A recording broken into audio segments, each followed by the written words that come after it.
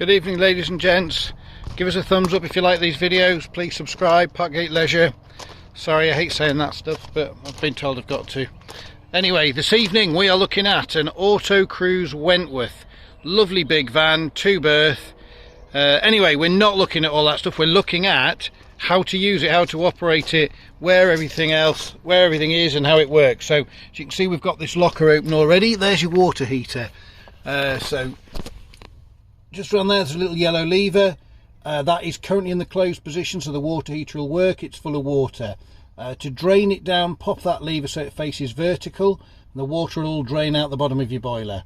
When you come to fill your van, if you forget, you'll fill your van with water, you'll turn the water pump on, the water pump will start pumping water to fill your boiler, and it will start pouring straight out the bottom. So if you've got water pouring out the bottom of your van, that's your point to check. Anyway, it's closed position now, so that is all ready to use and operational. Down here we've got a hose pipe. You can see that's a standard clip-on section, and this is the bit that clips into the side of the van. So we're going to jump slightly ahead here to where that plugs in. This is your Truma Ultra Flow, so that plugs in there. It drops into or clips onto a hose pipe. I think you can manually fill it, but you can also turn a pump on inside. Those electrical contacts will suck water up out of a bucket or butt or whatever and fill your internal tank. That is an out point, so you can plug your shower into there and have an external shower. We'll show you that in a sec. And this is your filter, so you can unscrew that, take the filter off, put a clean one on, change the date so you know when you did it. Hey presto, that's done. So we talked about an outdoor shower. There it is, that's the bit that plugs in. There's the shower piece. I guess that's for showering mucky feet, dogs, or maybe if you're into showering outdoors you can use it for that.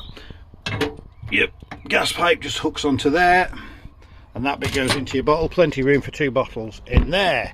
And this bit that we skipped past, that's your exhaust for the boiler that we looked at just there. So the boiler won't work if that's on, because it can't expel the exhaust gases. It will automatically fail. Take that off, store it somewhere in your van. You really only need to put it back on when your van's in storage or tucked away, not in use. Don't have to keep putting it on and off every time you use it. It's just to stop spiders, cobwebs, leaves, things like that getting in there. Now under here somewhere, I'm struggling to see because I'm holding the camera, but you'll see there's a water tank and a white tap. That white tap is to drain your fresh water tank. So we've seen where you fill it.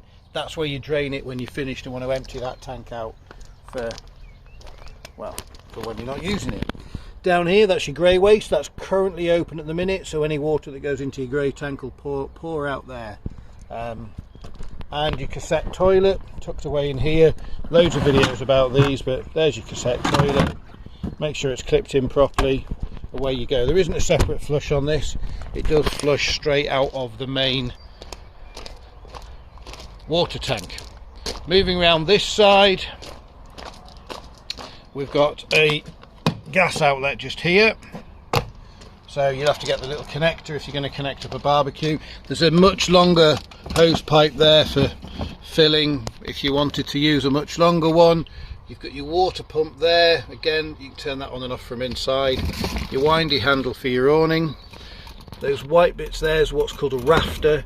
So after you've wound your awning out, you can poke that bit in to hold and brace your awning in the open position. Lead batteries tucked in there. There's actually a CD auto changer there if you fancy going back to the 80s. And that's your solar power controller. Don't need to do anything with it, but that's where it is should you ever need to find it. Diesel. Need the ignition key to open and close it. So moving swiftly on, jumping inside. Your control panel's just here. Now there is huge amounts of stuff you can do on this, but we are just going to show you the basics. So that's on and off. That turns your lights on and off, and that turns your water pump. You'll hear it pumping away. So that turns your water pump on and off, so your taps will work. There is lots of other stuff on here. Information about your amps, what the voltage is in your batteries, all sorts of stuff. But it says in the solar panel not fitted, but there actually is one. It's just not been wired through that panel. But there you go, those were the key bits on there. Now your fridge, it's an auto fridge, so I've just flicked that to auto. It's automatically picked up. There's 230 volt and away you go. You can manually select 12 volt, that's failed because the engine isn't running. 12 volt only works with the engine on. You can also manually select gas. That's also going to fail because there's no gas bottles on. You've already seen that. So you can manually select, or you can just flick it to auto. This button here is actually just a heater for around the freezer round here, just so your freezer door doesn't get, if it gets condensation on it, when you open the freezer, you can then manage to unfreeze it and still open your freezer. Now then, heating. So there is your gas heater, or the heater. It's 240 volts as well. So old school, spin that round, push it down, click click click, and it'll light, and that will be a gas fire running. If you then want to move it to blown air, at this end here, there's on, that's auto, and that's your fan speed. So you can hear that running. It pulls the heat off the back and it blows it out these little vents that are dotted around the van. So you've got it fired up on gas. Oh sorry, there's the igniter. You've got it running on, you've got your fan blowing so that the fire's not as hot, but the heat's nicely distributed. But you also have the option to run it on 240 volts. So I believe that's your on and off for it. And then on this side you've got 500 watts. Yep, that is your master switch. 1000 watts or 2000 watts. And that is your room thermostat.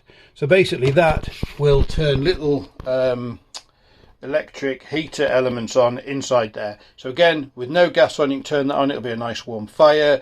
If you then turn the blower on, it'll pull that heat off and blow it all around there. So hot water. Over this side we've got your hot water controls.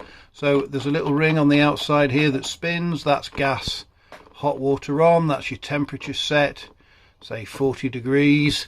That'll click click click. Eventually it'll light or not, as the case may be, and if it doesn't, you get a red light. Now that's not lit because obviously, as we've already seen, there is no gas currently on the van. So that pretty much covers.